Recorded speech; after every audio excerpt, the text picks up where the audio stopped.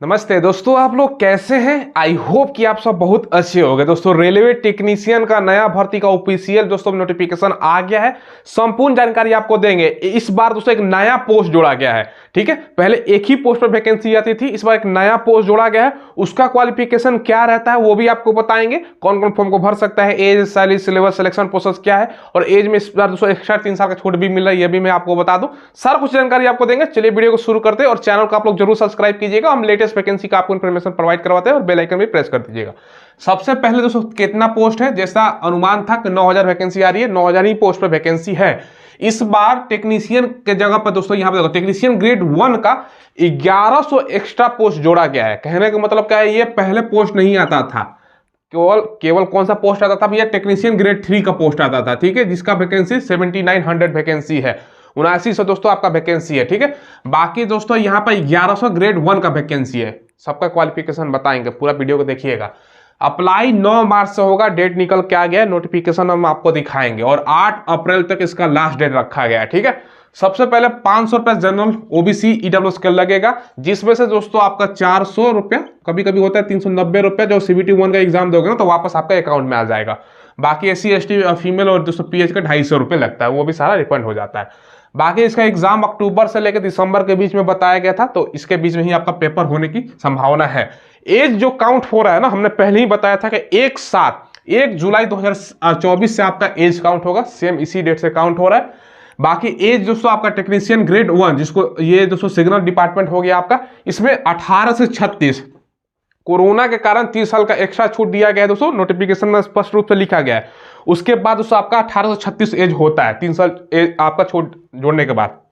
बाकी एक technician grade 3 जो सिग्नल वाला पोस्ट है ना, इसमें 18 से 33 साल एज है। ठीक है, बाकी ओबीसी है तो 3 साल का एक्स्ट्रा छूट, और एससी एसटी है तो 5 साल का एक्स्ट्रा छूट आपको मिलेगा। ठीक है, जैसे 36 के जगह ओबीसी 39 हो जाएगा, एससी एसटी आपका हो जाएगा 41 साल, इसमें 36 साल, और दोस्तों आपका 38 साल हो जाएगा एससी एसटी वाले। बाकी दोस्तों यहाँ पर डेट ऑफ बर्थ से ही मैं आपको बता देता हूँ, ताकि कुछ बच्चों को कंफ्यूजन रहता है उसका दूर हो जाए। ठीक है, देखो टेक्नीशियन ग्रेड 3 में जनरल ईडब्ल्यूएस का 1 जुलाई 1991 से 1 जुलाई 2006 के बीच जो बच्चा का डेट ऑफ बर्थ है वो अप्लाई कर सकता है। ओबीसी का 1 जुलाई 1988 से लेकर 1 जुलाई 2006 के बीच में।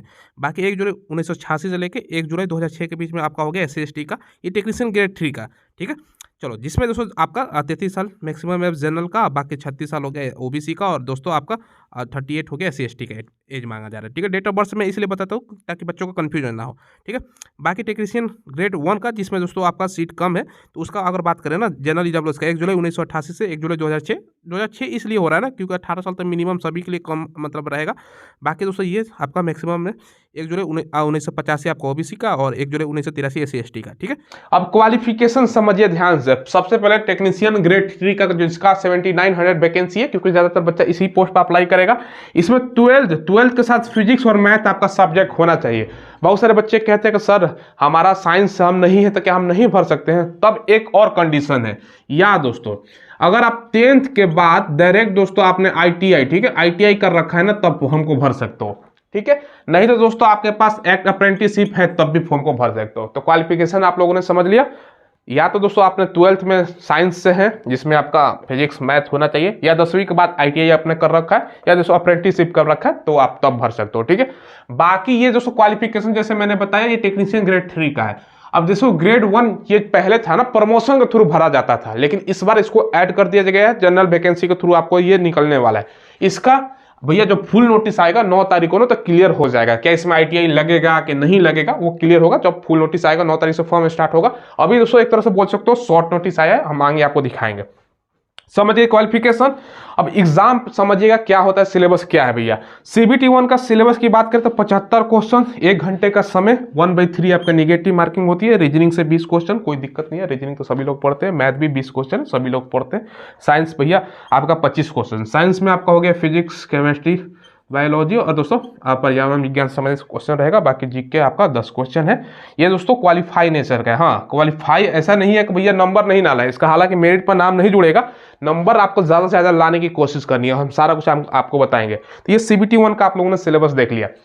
देखिए दोस्तों, सिलेबस आप लोगों ने देख लिया, क्योंकि एएलपी और टेक्नीशियन का सिलेबस सेम ही होता है, तो इसकी तैयारी आपको कहाँ से करनी है, तो इसके लिए आपको चक्षु पब्लिकेशन का बुक लेना है। ठीक है, वर्तमान में एएलपी की वैकेंसी आई है और टेक्नीशियन का मैंने बता दिया, तो दोनों का सिलेबस सेम है, तो दोनों का एक ही बुक से आपको तैयारी हो जाएगा। ये जो बुक आप देख रहे हो ना, ये संपूर्ण स्टडी गाइड है, जिसमें 2500 से ज्यादा बहुविकल्पीय प्रश्न और 2 सॉल्व पेपर भी शामिल किया गया है। साथ में दोस्तों चक्षु पब्लिकेशन का संपूर्ण प्रैक्टिस सेट भी आता है एएलपी और टेक्नीशियन के रिगार्डिंग। दोनों का सिलेबस क्योंकि सेम है, तो दोनों का कंप्लीट आपका तैयारी हो जाएगा। और तैयारी को और मजबूत करना चाहते हैं ना, तो सब्जेक्ट वाइज भी चक्षु पब्लिकेशन का बुक आता है। जैसे ये दोस्तों आपका रीजनिंग का हो गया, ये मैथ का, और दोस्तों ये समान अध्ययन का 6000 दोस्तों और 6900 से भी ज्यादा क्वेश्चन का संग्रह है, यानी कंप्लीट आपका भैया रेलवे टेक्नीशियन और एएलपी की तैयारी के लिए इनका बुक आता है। लिंक आपको वीडियो के डिस्क्रिप्शन में मिलेगा। न्यूनतम पैटर्न और सिलेबस पर आधारित इनका बुक है दोस्तों, तो वहां से ऑनलाइन ले सकते हो, या दोस्तों नदी की बुक से शॉप पर जाओगे वहां पर भी मिल जाएगा, तो वहां से भी ले सकते हो। अब देखिए दोस्तों, यहां पर जैसे मैंने बताया, मात्र 15 गुना ही रिजल्ट दिया जाता है सीबीटी 2 के लिए। टोटल वैकेंसी 9000 है, इसका 15 गुना करोगे तो 1,35,000 ही बच्चों का रिजल्ट देगा।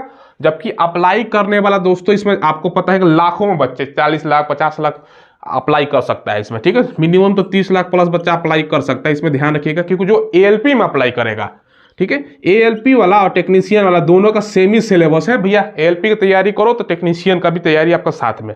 ठीक है, ये ध्यान रखिएगा। तो भाई इतना ही रिजल्ट देना है ना, हालांकि मेरिट में नाम नहीं जुड़ेगा, क्वालिफाई है, तो भी इतना बच्चों का रिजल्ट 30 लाख 40 लाख जितना भी भरेगा, तो नंबर आपको अच्छा खासा लाना होगा। और 21 आरआरबी जोन है, हर एक जोन में आपका पोस्ट है। किसी में ये 1000 सीट है, किसी में आपका 500 सीट है, अलग अलग ऐसे सब पोस्ट रहेगा, वो आगे आपको पता चलेगा। ठीक है, सीबीटी 2 का सिलेबस क्या है भैया, इसी पर आपका मेरिट बनता है, इसी में भैया और आपको मेहनत करना है।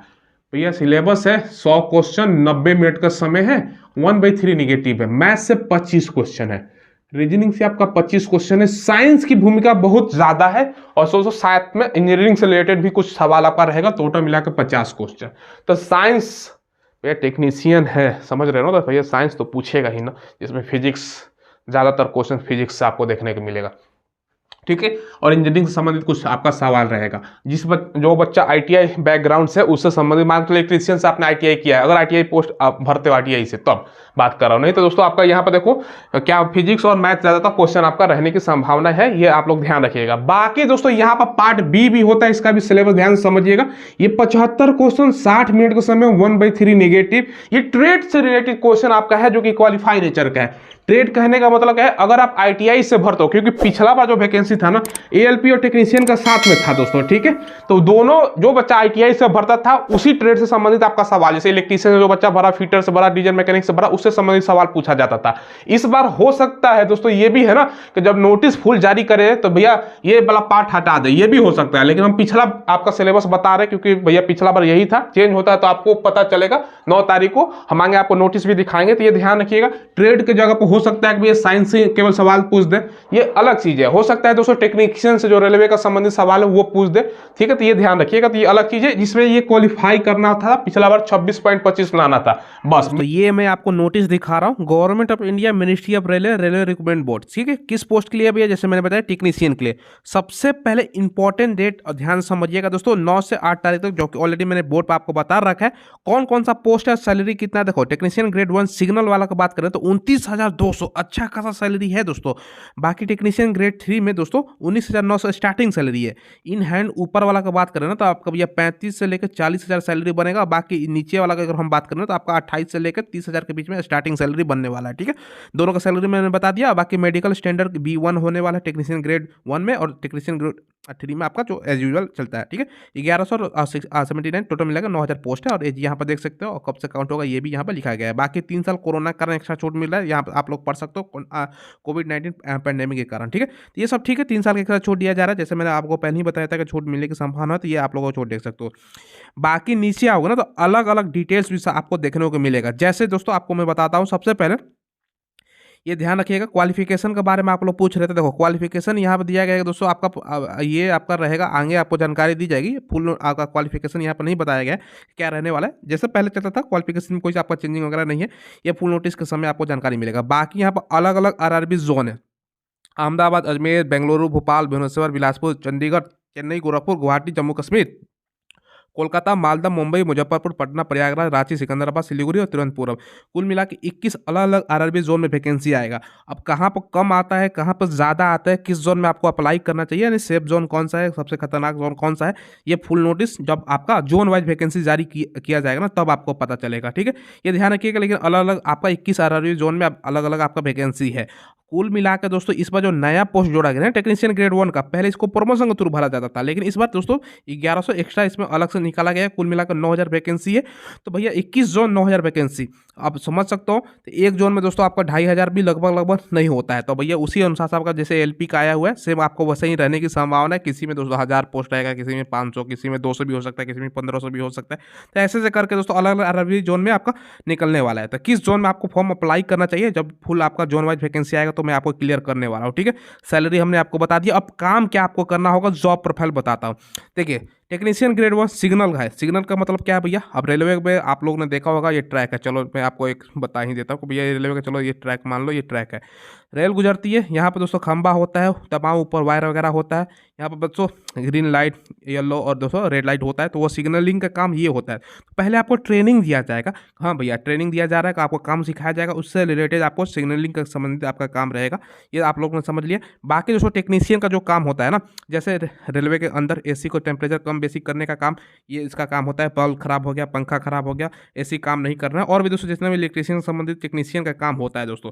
जैसे कोई मान के चलो आईटीआई करके डीजल मैकेनिक से गया है, तो भैया आपको मान के चलो ट्रेन में कुछ खराबी आ गई, कोई इंजन में खराबी आ गया, तो टेक्नीशियन का काम यही होता है। जो भी दोस्तों आपका इलेक्ट्रीशियन जो करके जाता है, जो फिटर से जाता है, जो डीजल मैकेनिक से जाता है, तब अलग अलग ट्रेड से भी जो बच्चा आईटीआई करता है उसके लिए भी पोस्ट होता है। जो जो इसलिए साइंस इसमें मांगा जाता है। ठीक है, आप विज्ञान इसलिए मांगा जाता है क्योंकि टेक्निकल ग्राउंड है, तो उससे संबंधित आपका सवाल भी पूछा जाता है। तो उससे संबंधित ही सवाल रहता है, इसलिए क्योंकि टेक्नीशियन का पोस्ट वही होता है। अब मान लो थोड़ा रेलवे स्टेशन है, वहाँ पर दोस्तों बहुत सारे अनाउंसमेंट बोर्ड लगा रहता है, माइक हो गया, स्पीकर हो गया, पंखा है, बिजली का बल्ब है, रेलवे का खुद का अपना अस्पताल है, रेलवे का हेड आपका क्वार्टर है। तो सब में दोस्तों ये सब संबंधित काम होता है, वायरिंग से संबंधित, बिजली से काम, इलेक्ट्रीशियन से संबंधित, ट्रैक से रिपेयरिंग काम, ये सब दोस्तों आपका इलेक्ट्रीशियन सब काम होता है। तो उसी से रिलेटेड आपका भैया ये सब काम आपको पहले ट्रेनिंग दिया जाएगा, उसके बाद आपका भैया ट्रेनिंग पास करोगे तब आपको फील्ड पे उतारा जाता है। ये मैंने आपको समझा दिया काम।